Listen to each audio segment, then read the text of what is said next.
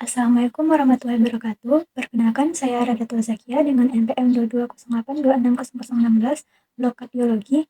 Jadi saya akan mempresentasikan meme saya dengan judul yang saya ambil yaitu hipertensi. Jadi yang pertama itu dari definisinya terlebih dahulu. Jadi hipertensi itu adalah tekanan darah sistolik di atas dari 160 atau tekanan darah diastolik di atas dari 90 pada minimal 2 kali pengukuran dalam 2 kunjungan yang berbeda. Jadi tekanan darah terhadap dinding arteri yang tinggi itu dan berlangsung cukup lama itu dapat menyebabkan masalah pada kesehatan.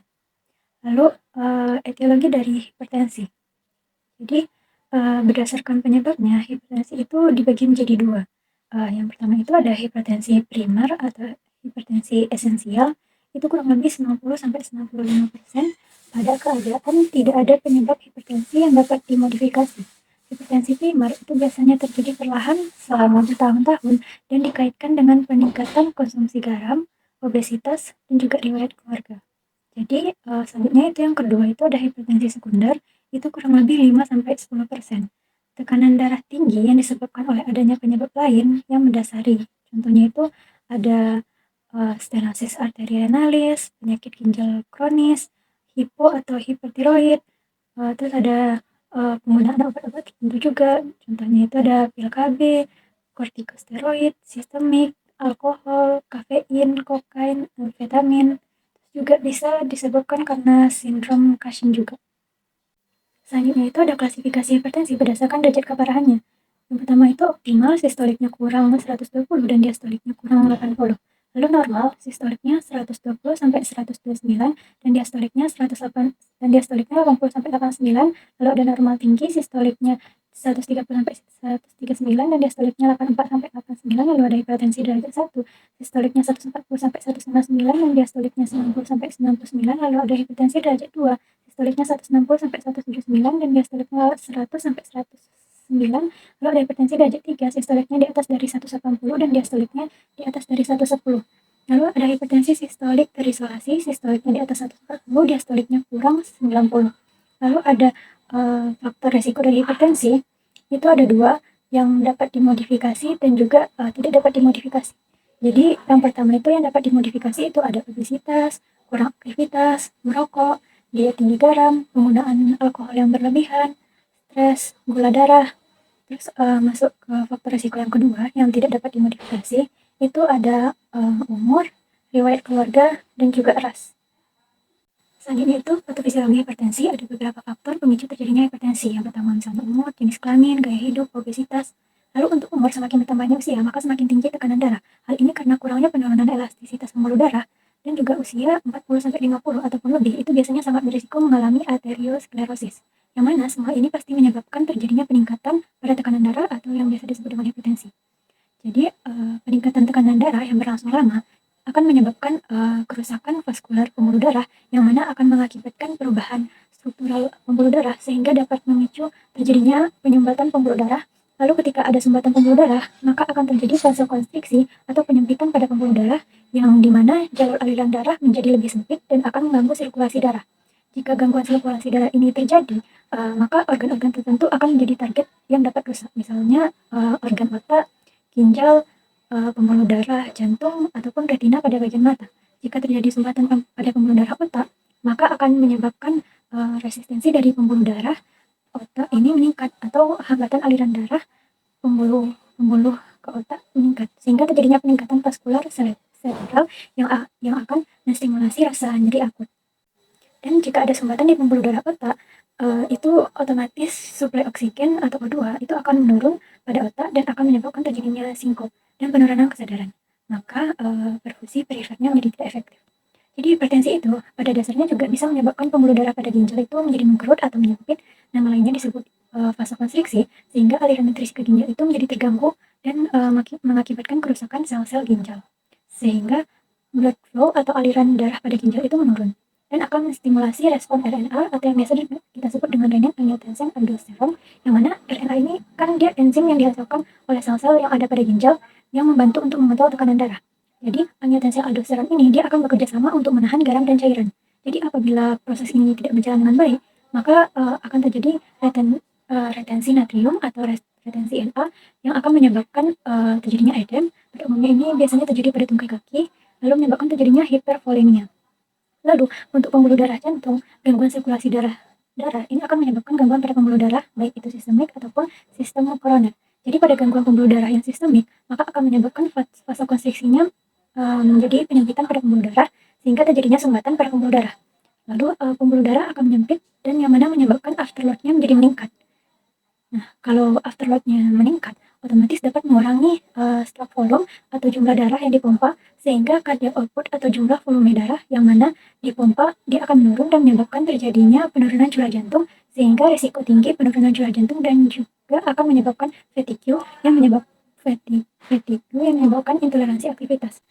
Untuk sistem koroner, apabila terjadi gangguan pada sistem koroner atau arteri yang menutrisi otot jantung mengalami gangguan, maka akan terjadi iskemik miokard atau serangan jantung karena adanya suatu sumbatan aliran darah ke otot jantung yang biasanya terjadi nyeri akut pada pasien. Lalu, jika sirkulasi darah terganggu dan targetnya adalah retina, maka akan menghambat aliran darah ke retina mata yang menyebabkan terjadinya spasme arteriol. Pembuluh darah mata itu dia menjadi kaku. Bila sudah terjadi seperti ini, akhirnya fungsi retina itu menjadi terganggu dan menimbulkan gangguan penglihatan atau disebut dengan diplopia, yang mana pasien akan melihat satu objek namun akan terlihat ganda. Dan jika hal ini terjadi, akan meningkatkan risiko pasien menjadi terjatuh. Selanjutnya itu gejala dan tanda hipertensi. Yang pertama itu keadaan umum, biasanya pasiennya mudah lelah. Lalu kalau untuk kesadaran, biasanya dapat terjadi penurunan kesadaran pada krisis hipertensi. Lalu untuk neurologinya, biasanya terjadi penurunan fungsi kognitif, nyeri kepala. Untuk nefrologinya, hematuria. Terus untuk kardiovaskularnya, terjadi aritmia, misalnya fibrilasi atrium, terus terjadi palpitasi.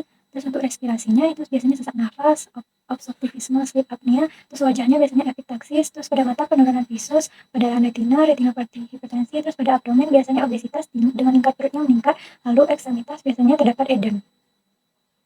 Lalu selanjutnya pada pemeriksaan fisik. Pada pemeriksaan fisik itu biasanya yang perlu dinilai pada awal itu yang pertama ada pengukuran tekanan darah secara akurat, lalu berat badan, tinggi badan, dan juga indeks massa tubuh, lalu pemeriksaan visus, terus penilaian fundoskopi, dapat ditemukan crushing antara arteri dan vena, terus perdarahan eksudat, papiloedema, terus juga pada leher dilihat apakah ada pada kelenjar tiroidnya, terus dilihat auskultasi duetnya, terus pada jantung dilihat batas jantungnya dapat bergeser ke lateral karena hipertrofi ventrikel kiri galop, terus abdomennya dicek bruit, terus palpitasi massa renal, terus lingkar perut, terus pada ekstremitas dilihat edem, pulsasi arteri perifer. Lalu pada pemeriksaan penunjangnya, pada hipertensi itu, yang pertama dilihat ada lengkapnya kadar gula darah puasa, terus elektrolit serum, terus profil lipid dilihat kolesterol total, HDL, LDL, trigliserida, terus juga dilakukan pemeriksaan kreatinum serum dan laju fibrosis glomerulus, terus pemeriksaan urinalisis dan juga pemeriksaan EKG juga. Selanjutnya tata laksana hipertensi ada yang non-farmakologi dan farmakologi. Yang non-farmakologi itu yang pertama diet makanan yang sehat dengan gizi yang seimbang atau disebut dengan diet DAS. Itu merupakan pola makan yang memperbanyak konsumsi sayur, buah, dan produk susu rendah lemak. Hal ini juga membantu menurunkan berat badan pada penderita dengan berat badan yang berlebih. Terus selanjutnya membatasi konsumsi natrium, itu dianjurkan kurang dari 2 gram natrium setara dengan 5 gram atau 5 sendok teh garam dapur. Terus membatasi konsumsi alkohol, pada laki-laki tidak lebih dari 2 porsi per hari, dan pada perempuan tidak lebih dari 1 porsi minuman per hari. Terus selanjutnya menjaga berat badan ideal, terus berhenti merokok, lalu meningkatkan aktivitas fisik.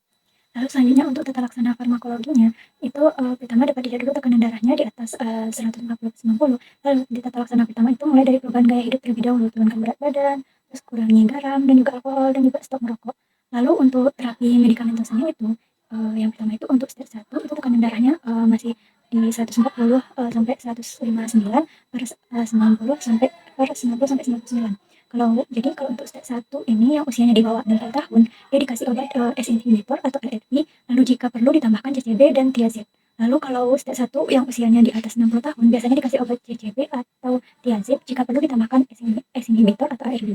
Jika pasien stage 1 tanpa risiko kardiovaskular lainnya atau temuan abnormal, beberapa bulan manajemen gaya hidup dulu tanpa obat. Lalu untuk stage 2, tekanan darahnya di atas dari 160/100. Untuk semua pasien stage 2 ini, mulai langsung dengan 2 obat. Contohnya CCB atau thiazide ditambah inhibitor, ACE inhibitor atau ARB. Lalu untuk kasus khusus, misalnya penyakit ginjal, diabetes, penyakit koroner, penyakit stroke, gagal jantung, itu diberikan obat yang sesuai. Lalu jika perlu bisa ditambahkan obat lain kayak spironolactone, terus beta blocker, dan jika perlu dirujuk ke spesialis. Terus dapat dilihat, di sampingnya itu ada, gambar, beberapa obat yang sering digunakan pada hipertensi. Itu, contohnya itu misalnya inhibitor itu yang paling sering digunakan itu biasanya captopril, terus obat, ARB itu biasanya yang paling sering digunakan itu, candesartan, terus, kalau obat CCB itu yang paling sering digunakan itu biasanya amlodipin, dan dapat dilihat obat lainnya yang biasanya juga digunakan pada, hipertensi. Nah, baik, selanjutnya kita akan lanjut ke komplikasi dari hipertensi. Jadi hipertensi ini dia bersifat sistemik dan, berperan terhadap timbulnya komplikasi pada berbagai organ. Eee, Yaitu misalnya pada gangguan penglihatan, akibat penyempitan, penebalan, atau robekan pembuluh darah. Terus, bisa juga menyebabkan terjadinya demensia vaskular, menyebabkan terjadinya stroke iskemik maupun hemoragik, terus menyebabkan, aneurisma, yaitu tekanan darah yang tinggi yang dapat menyebabkan pembuluh darah melemah dan membentuk aneurisma yang sangat mengancam nyawa apabila pecah. Terus juga, komplikasinya itu bisa, menyebabkan penyakit jantung koroner akibat aterosklerosis karena tekanan darah yang tinggi, terus juga bisa menyebabkan gagal jantung kongestif. Tekanan darah yang tinggi pada pembuluh darah itu membuat jantung harus berkontraksi lebih kuat sehingga ventrikel kiri dia mengalami ventrikel kirinya jadi mengalami hipertrofi. Terus juga bisa menyebabkan penyakit jantung kronik, terus bisa menyebabkan penyakit arteri venator akibat penyempitan pembuluh darah. Nah, baik, selanjutnya yang terakhir itu ada prognosis dari hipertensi. Jadi hipertensi yang tidak diterapi dapat menyebabkan komplikasi dan mortalitas. Studi dengan ekokardiografi menemukan 30% kasus hipertrofi ventrikel kiri pada pasien hipertensi secara keseluruhan. Hal ini terasosiasi dengan peningkatan risiko stroke, infark miokard, gagal jantung kongestif, dan yang dapat menyebabkan mortalitas. Baiklah, jadi ini ada beberapa referensi yang saya gunakan dalam pembuatan mind map kali ini.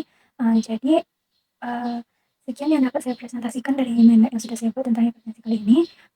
Mohon maaf apabila ada kesalahan, dalam penyebutan atau yang lainnya. Terima kasih untuk semuanya. Saya akhiri dengan Assalamualaikum warahmatullahi wabarakatuh.